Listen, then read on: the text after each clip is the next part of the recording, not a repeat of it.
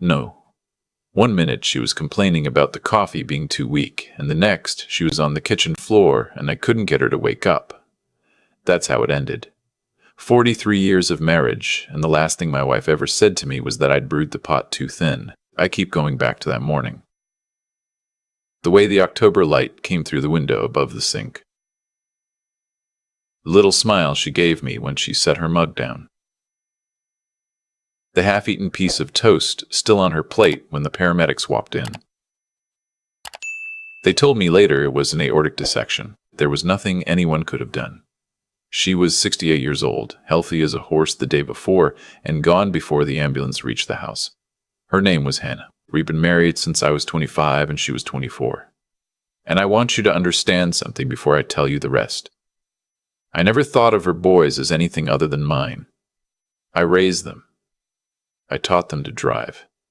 I sat through every miserable Little League game in the rain. I walked the older one down the aisle of the courthouse when his first marriage went sideways and he needed someone to sign as a witness. I co-signed the loan that put the younger one through dental school. None of that mattered to them when she died. Not a single bit of it. Before I get into what happened in that lawyer's office in Asheville, where are you watching this from? I'd genuinely like to know. Drop your city in the comments. Some of you have been through something like this and I want to hear about it. Anna's first husband had been gone almost 40 years by the time she passed. He was a lineman for the power company up in Spartanburg, and he died in 1986 from a fall off a transmission tower. Her boys were 4 and 7 when it happened. I met her 2 years later at a church potluck my sister dragged me to, and I knew within about 10 minutes that I was going to marry her if she'd have me. She had this laugh. I can't describe it any better than that.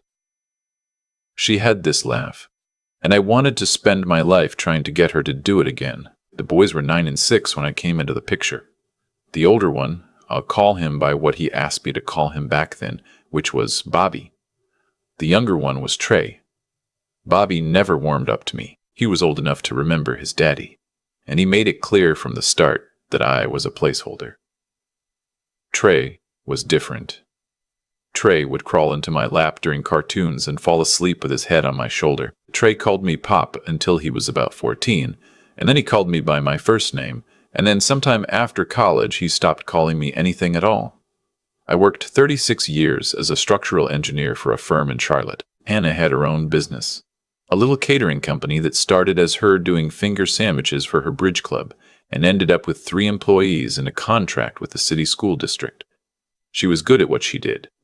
She was good at everything she did. When the boys were grown and gone, she sold the catering business and we moved up into the mountains, into a place outside Hendersonville, with a porch that wrapped around the whole house and a view of Mount Pisgah on a clear day.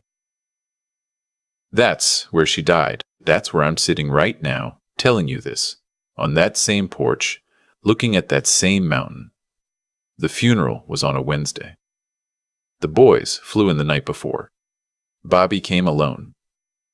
Trey brought his wife and their 2 girls, my granddaughters, who I hadn't seen in almost 3 years. The little one didn't recognize me. She hid behind her mother's leg when I bent down to say hello.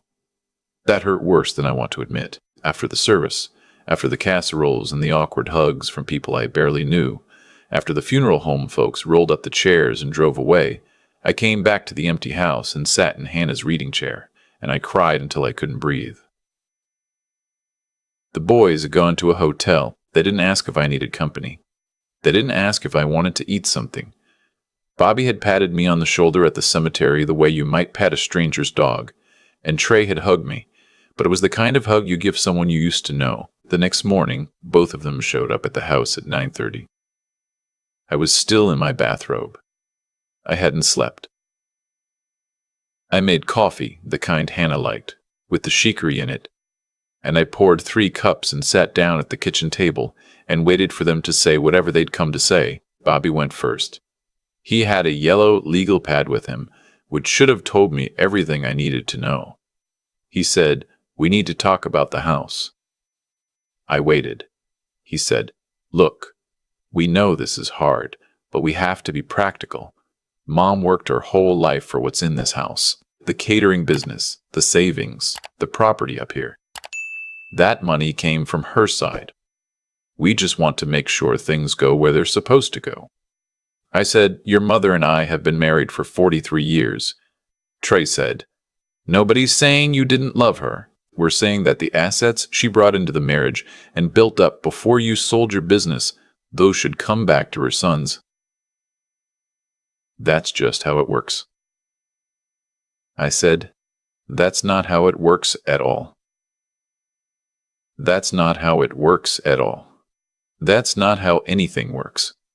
Bobby flipped a page on his legal pad. He'd written numbers down. He had figured out, based on what he thought the house was worth and what he thought the investment accounts had in them, what he believed I was entitled to keep. The number he came up with was $85,000. He wanted me to sign over the house, the investment accounts, the rental property in Brevard, the timeshare down in Hilton Head, and to walk away with $85,000 and my truck and what he generously called my personal effects. I want you to understand that I was sitting in a kitchen. Hannah and I had picked the tile for her. She had spent 2 whole Saturdays driving around to flooring stores until she found the exact shade of slate she wanted. The cabinets above the sink, I built those. With my own hands. The grandfather clock in the dining room had been her grandmother's, and she'd told me 100 times that she wanted me to have it when she was gone, because she knew I'd wind it every Sunday the way she did. I asked Bobby what he thought I was supposed to do with $85,000. I'm 69 years old. I have a pension and Social Security, sure, but $85,000 isn't a house in this part of the country. $85,000 isn't even a decent down payment. He said, you have a sister in Charlotte. You could move in with her. She has the room. My sister is 74 and lives in a 2-bedroom condo with a yappy little dog and a mountain of unread library books. I love her. I would not survive a week living with her. Trey said, look, we don't want to be the bad guys here. But you have to understand, Mom would have wanted us taken care of. She talked about that. She always said the boys come first. I said, when did she say that? Trey said, all the time. I said, name one specific time. He couldn't. Bobby said, you have until the end of the month to sign the paperwork, otherwise we're going to court. We've already talked to a lawyer down in Asheville, and he says we have a strong case for undue influence and for clawing back what was hers before the marriage. We don't want it to come to that, but we will if we have to. The end of the month was 19 days away. They had buried their mother on a Wednesday and were threatening to sue me on a Thursday. I asked them to leave my house. Bobby said, it's not your house. I asked them again, and this time my voice did something I wasn't expecting it to do, and they got up and left. I called my own attorney that afternoon. His name was Frederick. He'd handled my will and Hannah's will in a fender bender I had in 2009. I'd known him for 20-some years. He came up to the house the next day, which was a Friday, and he sat at that same kitchen table where the boys had drawn their lines in the sand, and he listened to me lay it all out. When I was done, he took off his glasses and rubbed his eyes, the way he does when he's about to tell you something he doesn't want to tell you. He said, here's the thing. Hannah's will, the one she made with me 10 years ago, leaves everything to you. That's clear. But under North Carolina law, if you'd been married less than the threshold and there were assets she brought into the marriage from before, the kids could maybe make some noise. You've been married long enough that none of that should matter. But, I said, but what? He said, but the will I have is 10 years old. Did she ever update it? Did she ever do anything with another attorney? Did she have any documents you don't know about? I told him I didn't think so. Hannah was a meticulous person. She kept a folder in the safe in the bedroom closet labeled Impertent Pappers, and I knew everything in that folder because she'd shown it to me herself last year after her sister had a stroke, and she got worried about being prepared. The folder had her will, our marriage license, the deeds, the insurance policies, the title to her car. That was it.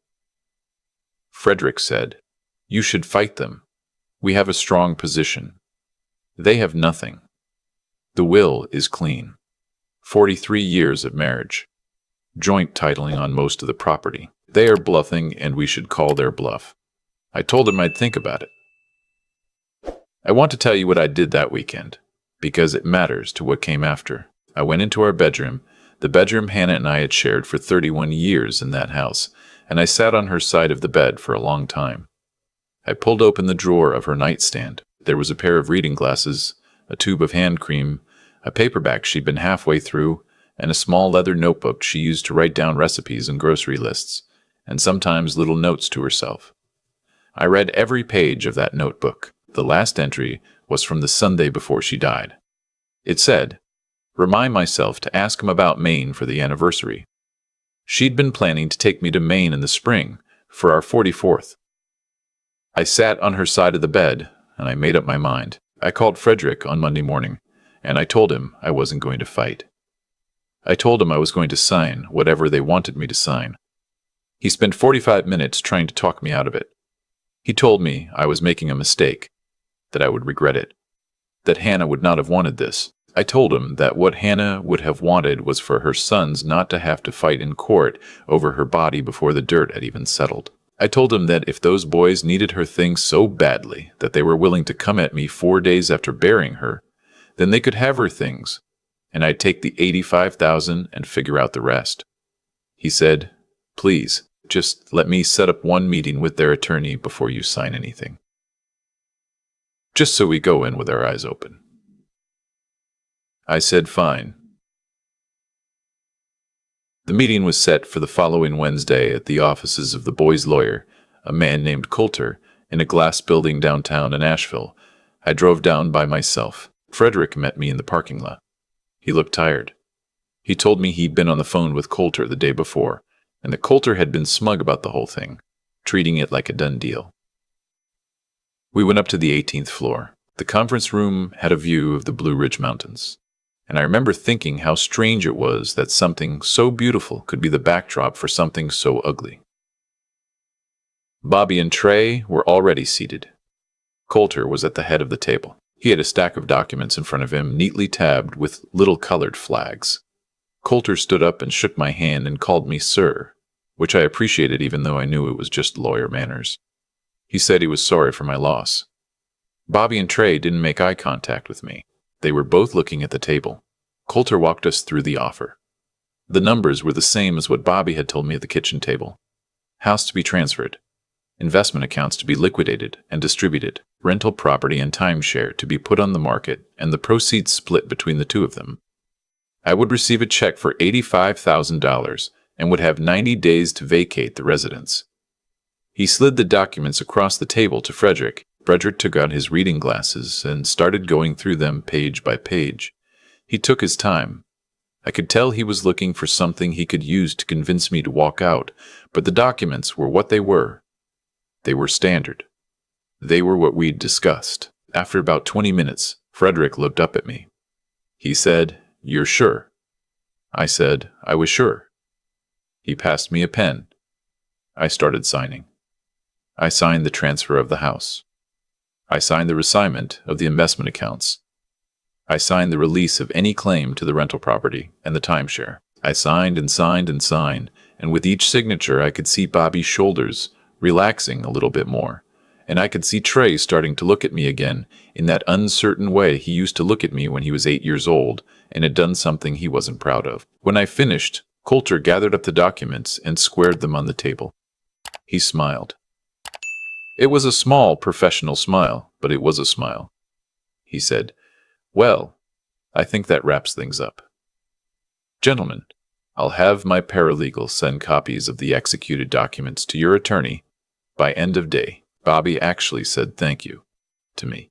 He said, "Thank you. We appreciate this." That's when Frederick cleared his throat. He said, "Before we adjourn, there's actually one more matter.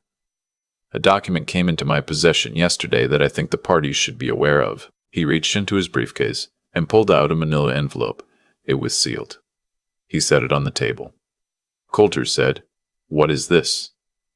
Frederick said, "This was delivered to my office yesterday morning by a courier from the law offices of a woman named Patricia Halloway in Greenville. Apparently, Hannah retained Miss Halloway approximately 8 months ago to draft a supplemental document. The document was held in escrow at Ms. Rep. Halloway's office with instructions that it be delivered to me in the event of Hannah's death, but only to be opened in the presence of all named beneficiaries. I have not opened it. Per the instructions, I'm opening it now. I want to tell you that I knew what was in that envelope. I want to tell you that Hannah had told me, that we had talked about it, that I'd been sitting on this twist the whole time and just waiting to spring it. But I didn't know. I had no idea. I sat there in that conference room with a pen still in my hand and watched Frederick break the seal on that envelope and pull out a stack of papers, and I had no more clue what was about to happen than Bobby or Trey did. Frederick read the cover sheet. He said, "This is a holographic codicil to the last will and testament, dated February of this year, witnessed by 2 attorneys at the firm of Halloway and Associates, and notarized by a third party. It supersedes the previous will dated 2014 only with respect to the matter specifically addressed within." Coulter stood up. He said, "Hold on, we need to verify this. We need time to review." Frederick said, "Of course.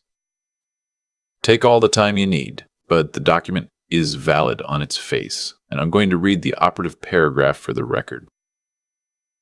Bobby said, "What does it say?" Frederick adjusted his glasses. He looked at me first, just for a second, and I could see something in his eyes that I hadn't seen the whole drive down. It was a kind of held breath relief. Then he looked down at the page, and he started reading. He read, "I, Hannah, being of sound mind, and having watched the way my 2 sons have conducted themselves toward my husband over the past several years, particularly with respect to their assumptions about my estate and their treatment of him at our family gatherings, do hereby establish the following. All assets held in my name, jointly or severally, including but not limited to the residence in Hendersonville, the investment accounts, the rental property, the timeshare, and any proceeds from the sale of the catering business previously held in trust, shall pass in their entirety to my husband, in the event that either of my sons attempts to challenge this distribution, or attempts to coerce my husband into any agreement that would deprive him of these assets, in whole or in part, then both of my sons shall be permanently disinherited from the residual estate, including the trust accounts established in their names by their grandmother in 2003, currently valued at approximately $1.4 million combined. I want you to picture this conference room with me. 18th floor. Blue Ridge Mountains out the window. A long table of polished wood. Coulter, standing up with his hand frozen halfway to his tie. Bobby's face going the color of skim milk. Trey's mouth open like he was about to say something but couldn't remember what. Frederick wasn't done. He kept reading. He read, "The trust accounts referenced above, established by my late mother for the benefit of my sons, contain a clause requiring distribution to be approved by the surviving trustee. As of the date of this codicil, the surviving trustee is my husband. He shall have sole and unreviewable discretion to distribute, withhold, or redirect those funds in any manner he sees fit, including but not limited to charitable donation, in the event that the conditions described in this codicil are violated." Coulter sat back down. There was a long, long silence. Bobby was the one who finally spoke. He said, "This can't be real." Frederick said, "You're welcome to have your attorney verify it. The witnesses are local, the notary is local. I'd suggest you do so quickly, because the documents your client just signed are also valid, and they explicitly reference this codicil in the indemnification language on page 7, which neither of you appears to have read. I want to tell you what I did at this point. I want to tell you that I stood up and made a speech, that I delivered some perfect cinematic line, that I walked out with my head high and the music swelling. I didn't do any of that. I sat in that chair and I started crying. Not the dignified kind of crying either, the kind where your nose runs and your shoulders shake and you make embarrassing sounds. I was crying because Hannah had known. She had seen all of it. She had seen the way Bobby looked at the catering company books when he came to visit, the way Trey had asked her 3 different times that last Christmas about the value of the lake house we used to own, the way both of them had stopped calling unless they wanted something. She had seen it before I had let myself see it. and she had quietly, 8 months before she died, walked into a lawyer's office in Greenville, where she had a hairdresser appointment every 6 weeks, where neither of her sons would ever have thought to look, and she had built a fence around me. She had built a fence around me to keep me safe from her own children. And she had done it without telling me, because she knew that if she told me, I would have argued with her. I would have said, "They're not like that. They wouldn't do that to me." And she would have had to tell me, "Yes, they would. They will." And I don't think she could bear to say it out loud. After I pulled myself together, Frederick walked me through what was going to happen next. The documents I'd signed that morning had been drafted by Coulter, and they had a standard clause referencing any superseding instruments. The codicil was a superseding instrument. The transfers I'd just executed would have to be unwound, but that was paperwork, and Coulter was going to be the one doing it whether he liked it or not, because Bobby and Trey were now staring down the barrel of losing $1.4 million in trust money on top of getting nothing from their mother. Bobby said, "Please, please, we didn't know." I said, "You didn't know." I said, "You didn't know what?" He said, "We didn't know she felt that way. We didn't know she would do this." I said, "Your mother knew exactly who you were. She loved you anyway. That was her grace, not yours." Trey said, "Can we talk? Just the two of us. Outside." I said no. I said no, and I meant it. And I want to tell you something. I'd thought on the drive down to Asheville that morning that the thing I was most afraid of was being broke and homeless at 69. I was wrong. The thing I was most afraid of was sitting across a table from Hannah's children and not being able to find anything in their faces that reminded me of her. And I had just spent 2 hours doing exactly that. I left the conference room. Frederick stayed behind to handle the paperwork. I rode the elevator down by myself, and I walked out of that glass building into the parking lot. And the November air hit me in the chest, and I sat in my truck for 20 minutes before I could trust myself to drive. I want to tell you what came after, because I think it matters. Bobby called me a week later. He was trying to be nice. He was trying to remind me that he was my son. He used those words. He said, "I'm still your son, Pop." That word, Pop, that he hadn't called me in 25 years. He used it like a key, like he was trying to unlock something. He told me that he understood I was angry, but that we needed to find a way past this, because his daughter was getting married in May, and he wanted me there. I told him I'd think about it. He kept calling. About once a week, at first, and then every couple of weeks when I didn't return them, he left voicemails. The voicemails got more honest as the months went on. The first ones were apologies that sounded like they'd been written by his lawyer. The later ones were just him talking about his memories of going to Carowinds with me when he was 12, about the time I drove 4 hours each way to bail him out of a holding cell in Athens after he got into a bar fight in college, about the fact that he didn't know what to do with himself now that his mother was gone and he'd burned the only other parent he had. Trey didn't call. Trey wrote me a letter, an actual paper letter, 6 pages long, on yellow legal paper. I read it twice and put it in a drawer. Maybe one day I'll write him back. Maybe I won't. The trust money has been sitting in those accounts for 3 years now. I haven't touched it. I haven't redirected it. The codicil gives me the right to do whatever I want with it, including give it all to charity. And Bobby and Trey both know that. They know that every month that passes is a month I could decide to write them out for good. I think Hannah meant for it to work that way. I think she wanted them to spend the rest of their lives understanding that the man they tried to throw out of his own house was holding their futures in his hand, and that he had every right to crush them, and that the only reason he hadn't was because he was a better person than they had ever bothered to find out. I haven't decided what I'm going to do with that money. I think about it most days. I'm telling you all of this from the porch in Hendersonville. Same porch. Same view of Mount Pisgah. The grandfather clock from Hannah's grandmother is in the dining room behind me, and I wind it every Sunday like she did. The kitchen tile is still that exact shade of slate. I had a young couple come look at the house last spring, because I thought maybe I should sell it and move somewhere smaller. And the woman walked into the living room and said, "Oh my God, This is the warmest house I've ever been in. And I told them the next day that I'd changed my mind. I'm not leaving this house. They'll carry me out of it. I want to leave you with something, because I know some of you are watching this and going through your own version of it. There is a difference between people who love you and people who love what you can do for them. The love that lasts will sit with you in a kitchen at 4 in the morning when you can't sleep. The love that doesn't last will show up 19 days after a funeral with a yellow legal pad. Find the people who love you for the 4 in the morning version of you. Keep them close, and if you have any doubt at all about whether the people in your life are the first kind or the second kind, pay attention to how they treat the person you love most when that person isn't in the room. That'll tell you everything. Hannah knew what to look for. She watched for years, and she made her decisions without making a sound, and she protected me from beyond the grave. I didn't deserve her. I don't think I ever did, but she gave me her life anyway. And now she's given me the rest of mine, and I'm going to spend every day I have left being worthy of that.